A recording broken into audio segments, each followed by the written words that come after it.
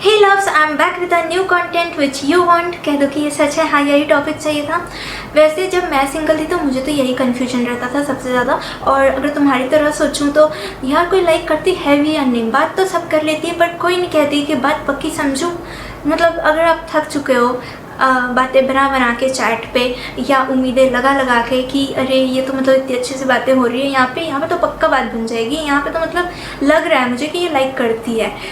देखो लगने से क्या होता है, dude confirm it. And people pleaser तो बनो मत, ठीक है। ये लाइन मुझे अपने आप को भी कहनी चाहिए कि पीपल प्लीज़र मत बना। एनीवे, वीडियो शुरू करते हैं। Number 1, fluency of text. Because हमें जानना है प्रेम कितना उसके मन में है, तो आपको अपने मैसेजेस के प्रवाह पे ध्यान देना होगा कि क्या आपकी बातें बहती रहती हैं या रुक के होती हैं, क्योंकि vibing is all about fluency. If आपकी कॉन्वर्सेशन एक से दूसरे टॉपिक पे, दूसरे से तीसरे टॉपिक पे जंप करती है, बहुत आराम से बात होती है, इसका मतलब उसको भी आपसे बात करना पसंद है and you are not alone in this conversation, she likes it too. लेकिन अगर आप लोग की बातें बहुत रुक के होती हैं, लाइक किसी ना किसी रीज़न से उसको जाना पड़ता है बार बार, तो दैट मीन्स आप इतने भी खास नहीं हो उसके लिए एंड उसका ध्यान इसलिए बहुत ईजीली भटक जाता है। बट या इसमें एक कंडीशन ये हो सकती है कि उसको वाकई में बहुत जाना पड़ता हो, किसी ना किसी काम से वो बिज़ी हो जाती हो एंड देन इफ़ शी से सॉरी बहुत ज़्यादा कि मतलब ब्रेक हुई कॉन्वर्सेशन करके, तो इसका मतलब ऐसी कोई बात नहीं है कि आप खास नहीं हो टाइप का, वाकई में काम आ गया होगा। बट अगर वो नहीं अपोलोजाइज़ करती है और कॉन्वर्सेशन ब्रेक भी होती है and she doesn't even care कि हाँ कॉन्वर्सेशन ब्रेक हुई या बात अधूरी छोड़ के गई, तो that means you are not खास, इसलिए उसका ध्यान बहुत इजीली भटक जाता है। Number 2, does she breaks awkward silence. Fluency चाहे जितनी भी हो, लेकिन हर किसी के बीच ऐसे मोमेंट्स आते हैं जहाँ पे दोनों को कुछ भी नहीं सूझ रहा होता है बात करने को, तो आपको ये नोटिस करना है कि उन ऑकवर्ड साइलेंस वाले मोमेंट्स में वो कितना क्या करती है। क्या कभी उसने उस ऑकवर्ड साइलेंस को दूर करने के लिए कभी कुछ किया, कभी कोई पोस्ट शेयर किया या कोई क्वेश्चन पूछा या आपको कोई ऐसी अननेसेसरी सी बात बताई just to keep that conversation going, जो ऐसी कोई बात हो जो आप सोचो कि यार ये मुझे क्यों बता रही है, या उसको खुद को ऐसे फील हुआ हो कि अभी क्या ही करेगा इस इन्फॉर्मेशन को जानकर, शिट मैं फिर स्टूपिड लग गई इसके सामने। तो इफ़ ऐसे कुछ होता है दैट मीन्स तुम उसके क्रश हो, तुम्हें नहीं पता है पर तुम हो। और बट वहीं दूसरी तरफ अगर वो कोई भी एफर्ट नहीं डालती है उस ऑकवर्ड साइलेंस को दूर करने के लिए, that means no efforts means no feelings. तो इसका मतलब है कि नहीं है यार, नहीं लाइक करती है। You can guess it by her text कि वो नई एफर्ट डाल रही है ऑकवर्ड साइलेंस को दूर करने में, कॉन्वर्सेशन को कीप गोइंग रखने के लिए। तो यार मेरा हर एक पैराग्राफ ऐसे सैड लाइन पे ही क्यों एंड हो रहा है। वैसे तुमने वीडियो भी तो ओपन किया है ना कि सच जानने के लिए, तो फिर भी sorry. Number 3, when and how she compliments you. Girls के तुम्हारी तारीफ़ ना करने का एक ही रीज़न होता है कि कहीं तुम उसके अप्रिसिएशन को या कॉम्प्लीमेंट्स को प्यार ना समझ बैठो, या ये ना लगने लगे तुम्हें कि वो तुमको पसंद करती है टाइप का। इन रीज़न से वो तारीफ़ नहीं करती हैं एक तो, और जब करती है तो वाकई में तुम्हें लगने लगता है कि वो तुम्हें पसंद करती है। तो तुम्हें डिफरेंस बस समझना है कि कौन सी तारीफ़ प्यार वाली तारीफ़ है और कौन सी तारीफ़ एमी वाली तारीफ़ है। तो जब आप डीपी चेंज करते हो या कुछ नया इंस्टाग्राम पोस्ट डालते हो और तब वो तारीफ़ करे आपकी, तो दैट मीन्स वो नॉर्मल तारीफ़ है, ठीक है। ये थी आम तारीफ़। अब प्यार वाली तारीफ़ वो होती है जिसमें she gave you compliment, you said thanks, फिर उसके 2 सेकेंड बाद वो फिर से कुछ कहती है तारीफ़ में एंड आप फिर से थोड़ा सा थैंक्स कहते हो एंड फिर भी वो ऐसे कहती है नो यार but really you are looking very good today, ऐसे। तो यानी कि एक लुक के लिए बार बार थोड़ा कर रही है आपकी तारीफ़, that means that's when you need to notice कि वो फिदा हो रही है आप पे। Number 4, how long it takes her to reply. क्योंकि यहीं तो तुम्हें उसका इंटरेस्ट पता चलेगा कि वो कितना वक्त लगाती है आपको रिप्लाई करने में। हो सकता है कि गलती से आपका चैट विंडो ऐसे टैप हो गया हो और वो सीन करके फिर भूल गई हो और तुम सोच रहे हो कि अरे सीन करके रिप्लाई नहीं कर रही, इग्नोर कर रही है। ब्रो उसने तो सीन भी नहीं किया है ठीक से, क्योंकि उसका अलग ही सीन चालू है किसी के साथ। इतनी इंपॉर्टेंस अगर तुमको देती ना तो तुम्हारा मैसेज कभी भी सीन करके नहीं छोड़ती।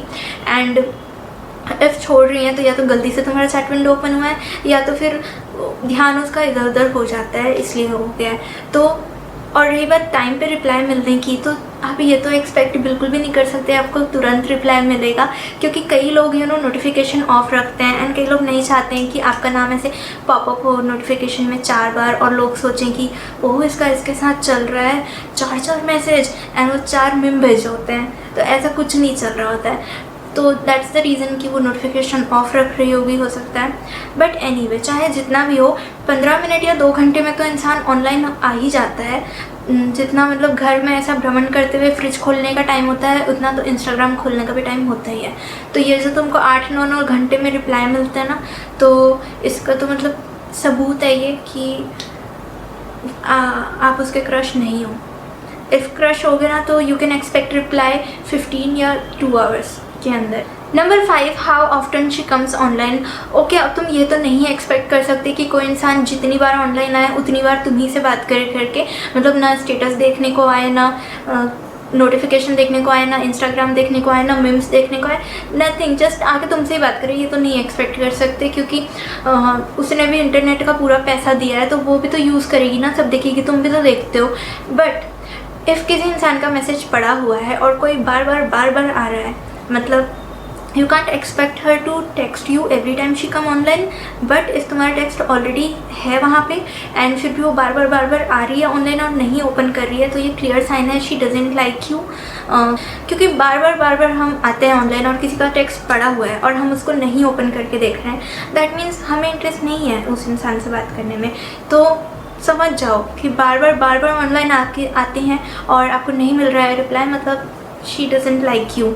और अगर दूसरी तरफ अगर वो जितने भी बार ऑनलाइन आ जाए और she drops a text just आपको बताने के लिए कि हे मैं आ गई हूँ करके एक हाई ड्रॉप कर दे, तो इसका मतलब कि she is following for you. Number 6, how much she shares. How much और कैसी कैसी बातें करती हैं उससे भी पता चलता है सब कुछ। तो अगर वो अपना दुखड़ा रोती रहती हैं तो इट्स नॉर्मल, सब रोते हैं, ओके। जो हो चुका है पास्ट में उसको एग्जैजरेट करके बताना कि oh I have been through so much type, तो ये नॉर्मल है, सबको मज़ा आता है दुखी दिखने में। But if she shares her worries with you कि उसको ऐसे ऐसे फील होता है, ऐसे ख्याल आते हैं, वो इन चीज़ों को लेकर चिंतित रहती है वगैरह वगैरह टाइप की, दैट मीन्स वो तुम्हीं को अपना समझती है। सो स्लाइटली डिफरेंस होता है दोनों चीज़ों में कि जो हो चुका है उसको लेकर आप किसी को वो चीज़ें बता रहे हो एंड वो जो आपके माइंड में करेंटली चल रही हैं वो चीज़ें बता रहे हो।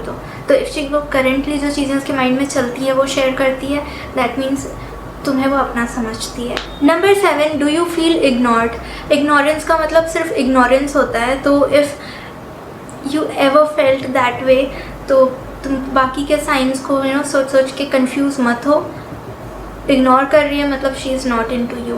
Number 8, if your doubt is crossing 80% then yes she likes you.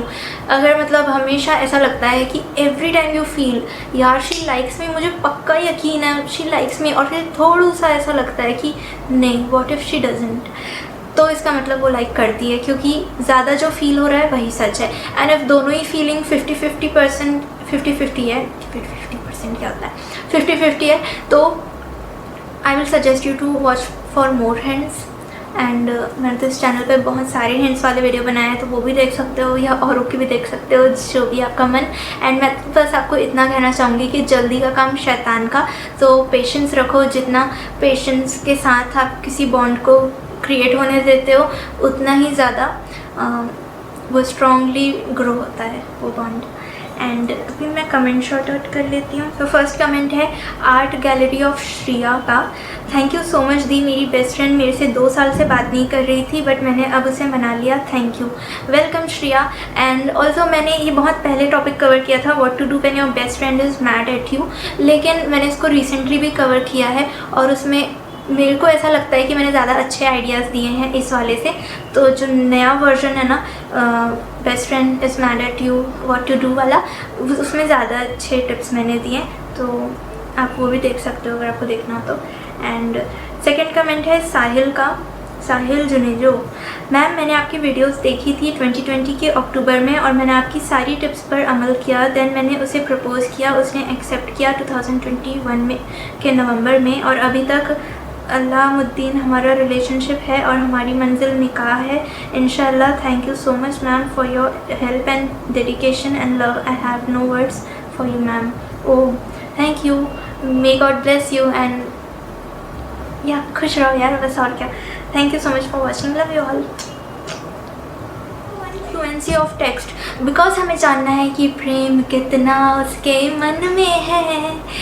तो number 1 fluency of text, because हमें जानना है कि प्रेम कितना उसके मन में है। तो texts awkward silence, embarrassing moment हो जाए, आसपास के लोग ये सोचें कि वो इसके साथ चल रहा है, जो कि नहीं चल रहा होता है। 4 मिम भेजे होते हैं।